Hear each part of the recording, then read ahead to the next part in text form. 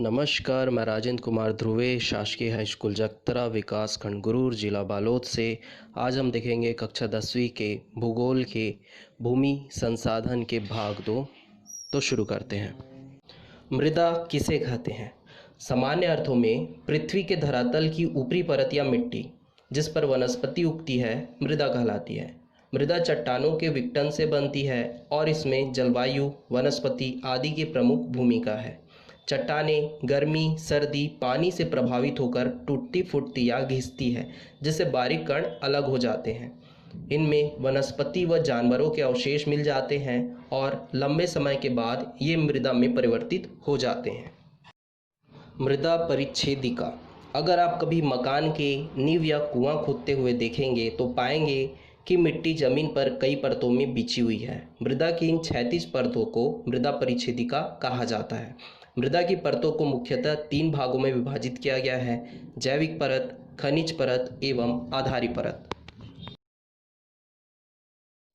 इसे हम चित्र के माध्यम से समझ सकते हैं, जिसमें ए और ओ तक जैविक परत कहा गया, बी परत को खनिज परत कहा जाता है एवं सी और इसके नीचे का भाग आधारी परत कहलाता है। पहले देखते हैं जैविक परत। यह सबसे ऊपरी परत है जिसमें ओ और ए सम्मिलित है। ओ परत में पेड़ पौधे एवं जंतुओं के अपघटित अंश मिला होता है, जिसे ह्यूमस भी कहते हैं। जैविक परत पर कृषि कार्य होता है एवं वनस्पतियां उगती है। इस कारण यह परत बहुत ही महत्वपूर्ण है, किंतु अपरदन का प्रभाव सबसे पहले इसी परत पर पड़ता है। फसलों के लिए कीटनाशकों का प्रयोग हो या कचरों का निस्तारण, सभी इसी परत को ही प्रभावित करते हैं। आगे है खनिज परत। यह परत बीज की परत होती है जिसमें बी परत सम्मिलित है। यह खनिज परत होती है जिसमें जीवांश की मात्रा बहुत कम पाई जाती है। जैविक परत की तुलना में इसके कण मोटे होते हैं। इस परत तक उन पौधों की जड़ें पहुंचती है जिनकी जड़ें काफ़ी गहराई तक जाती है। उदाहरण स्वरूप टमाटर के पौधों की जड़ जैविक परत पर सीमित रहती है, जबकि आम के पेड़ की जड़ खनिज परत तक जाती है।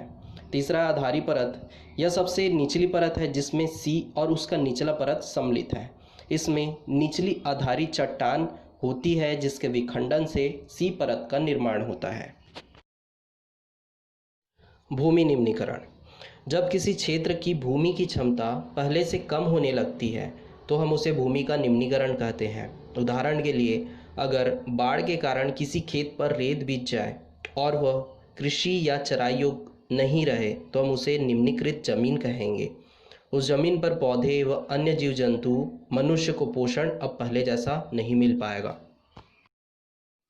भूमि निम्नीकरण और गरीबी, ये बहुत ही इम्पोर्टेंट है। देश के सबसे गरीब समुदाय निम्नीकृत भूमि पर आश्रित हैं।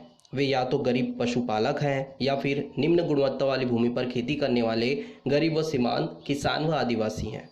अन्य किसी आजीविका के संसाधन के अभाव में वे इस निम्न भूमि का दोहन करने पर मजबूर हो जाते हैं, जिसके कारण निम्नीकरण और तेज हो जाता है। अक्सर गरीबी के कारण ये समुदाय जमीन के संवर्धन के लिए उचित उपाय नहीं कर पाते।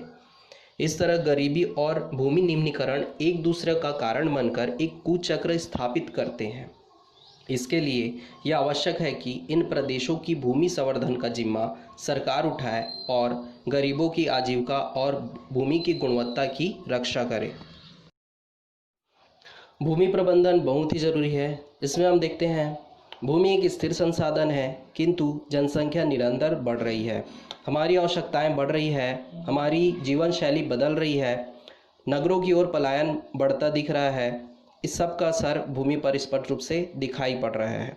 जिस भूमि में वनों का विस्तार था उस पर कृषि, उत्खनन आदि हो रहा है। इसके लिए आवश्यक है कि हम भूमि का प्रबंधन उचित तरीके से करें। भूमि प्रबंधन के लिए निम्नांकित तरीके अपनाए जा सकते हैं। पहला प्रबंधन, नगर एवं गांव का नियोजित विकास। नगरों एवं गांवों का विस्तार बेतरतीब ढंग से कृषि भूमि का अतिक्रमण कर रहा है, जबकि नगरों के बीच में खाली जमीन उपलब्ध होती है। यदि नगरों एवं गांवों का नियोजित विकास हो तो इस समस्या का समाधान हो सकता है। दूसरा है बंजर भूमि का उपयोग। बंजर भूमि का उपयोग 2 तरह से किया जाता है। पहला तो इस पर अकृषि कार्य किया जा सकता है, जैसे उद्योग, आवासीय उद्योग। दूसरा, इसका विकास कर इसे चराई अथवा कृषि भूमि में परिवर्तित किया जा सकता है।